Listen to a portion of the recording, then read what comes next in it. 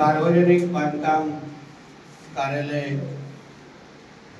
उद्घाटनाच्या निमित्ताने उपस्थित असलेले आमच्या जिल्ह्याचे जिल्हाधिकारी पाटीलजी, आमचे जिल्हा परिषदेचे सीओ यांच्या नेतृत्वाखाली या सार्वजनिक बांधकामचं कार्यालय उद्घाटन झालं किंवा कारभार सुरू आहे ते आमचे सर्वगुणजी, उपस्थित असलेले सर्व प्रमुख मान्यवर, उपस्थित बंधू आणि भगिनींनो, पत्रकार मित्र, आज आपल्या कणकवली, देवगड, वैभववाडी आणि कुडाळचा अर्धा भाग आणि आचराचा अर्धा भाग असं मिळून या सार्वजनिक बांधकाम कार्यालयाचं उद्घाटन आताच झालेलं आहे असे मी घोषणा करतो।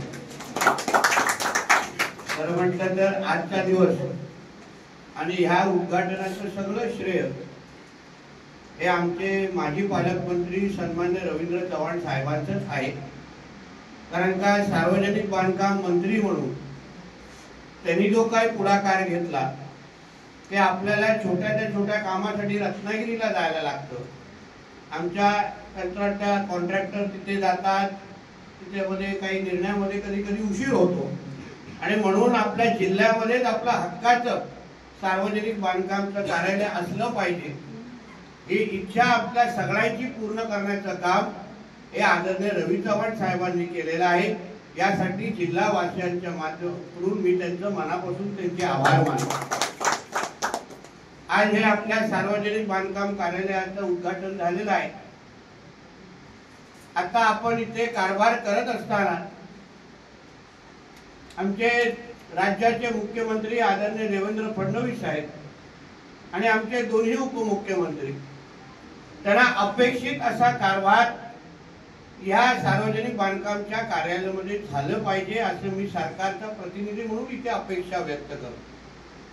प्रामुख्याने हे आपलं कार्यालय हे भ्रष्टाचार मुक्त असलं पाहिजे यावर माझा फार आग्रह आपल्या सगळ्या जणांना आहे।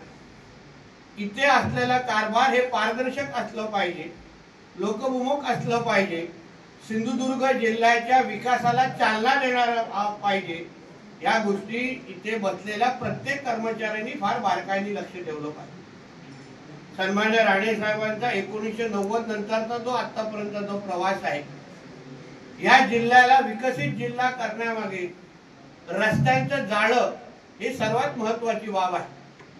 आपल्या जिल्ह्यामध्ये 90च्या अगोदर आपल्याला सगळ्या जणांना माहिती आहे, काही जुने जाणकार लोकही इथे आहेत। आपल्या जिल्ह्यामध्ये लाल मातीचे रस्ते असायचे। आपण सकाळी व्हाईट शर्ट जेव्हा घालून निघायचो, रात्री येईपर्यंत त्या नेमकं कुठल्या कलरचा तू शर्ट घातलायस हे घरचे आपल्याला विचारून आपल्या घरामध्ये आपल्याला घ्यायचे। ही परिस्थिती आपल्या जिल्ह्याच्या रस्त्याची असायची। आणि आज अगर आपण पाहिलं आपल्या जिल्ह्यामध्ये प्रत्येक वाडीनिहाय रस्ते झालेले आहेत। प्रमुख रस्ते तर झालेच आहेत, वाडीनिहाय रस्ते झालेले आहेत आणि रस्त्या संदर्भात एवढी अपेक्षा वाढलेली आहे की लोकप्रतिनिधी म्हणून आम्हाला भीती वाटायला लागली आहे की आता फक्त बाथरूम पर्यंत आम्हाला रस्ता बांधून द्या एवढेच निवेदन यायचे बाकी राहिलेले आहे। बोलण्याचा प्रयत्न एवढा आहे की लोक एवढे चांगल्या रस्त्यांची जाळं तयार चाललेलं आहे जो सन्मान्य राणे साहेबांचा, सन्मान्य रवी चव्हाण साहेबांचा त्याच्यावर फार मोठा योगदान आहे। आवर्जून या निमित्ताने आपल्याला उल्लेख करेल।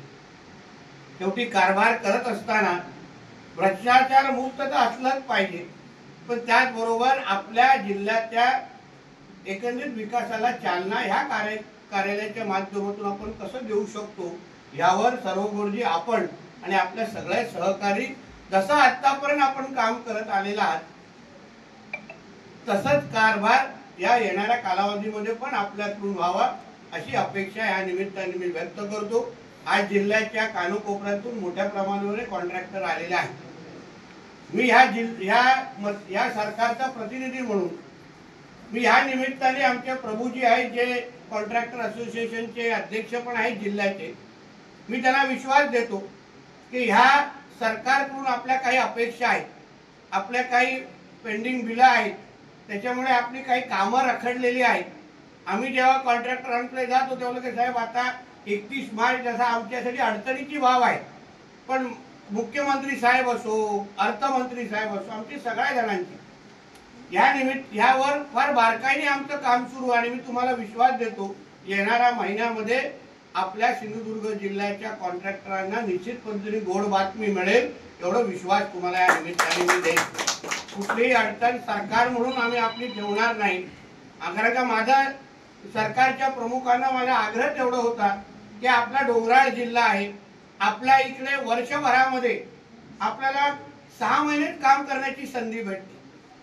15 मेच्या नंतर आपल्या इथे रस्त्याची कामं करणं शक्य नाही, म्हणून रस्त्याची कामं करायची असतील तर आपल्याला क्वचितच 4 ते 5 महिने भेटतात आणि म्हणून निधी देत असताना आमच्यासारख्या जिल्ह्याला तुम्ही प्राधान्य द्या असा आग्रह मी आदरणीय मुख्यमंत्र्यांकडे आणि संबंधित खात्याच्या आमचे जे शिवेंद्रराजे भोसले आहेत त्यांच्याकडे मी आग्रह केलेला आहे।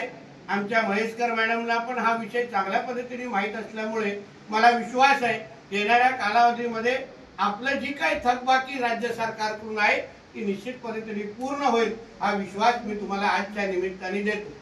हे मुद्दामून ही माहिती का दिली नाहीतर तुमच्या मिठाईवर कॉन्ट्रॅक्टरांचं भागणार नाही। ते बिचारे सगळेजण आशेने इथे यासाठी आलेले आहेत तेव्हा सरकार आम्हाला कधी मदत करताय, कारण का त्यांनी आपलं कामं केलेली आहेत। शेवटी आम्ही सरकार म्हणून अगर त्यांना विश्वास देऊ शकलो नाही तर त्यांच्या आपण जिल्ह्याच्या विकासाला पण त्या निमित्ताने खीळ बसेल असा मानणारा मी आहे। म्हणून या निमित्ताने परत एकदा आमचे सार्वजनिक बांधकामच्या सगळ्याच कर्मचाऱ्यांचं आमच्या सर्व गुरुजी असतील आणि त्यांच्या सगळ्याच टीमचं मी तुमच्या सगळ्या जणांचं मनापासून तुमचं अभिनंदन करतो। एक चांगली नवीन सुरुवात या निमित्ताने तुम्ही या बांधकाम कार्यालयाच्या निमित्ताने केलेली आहे। म्हणून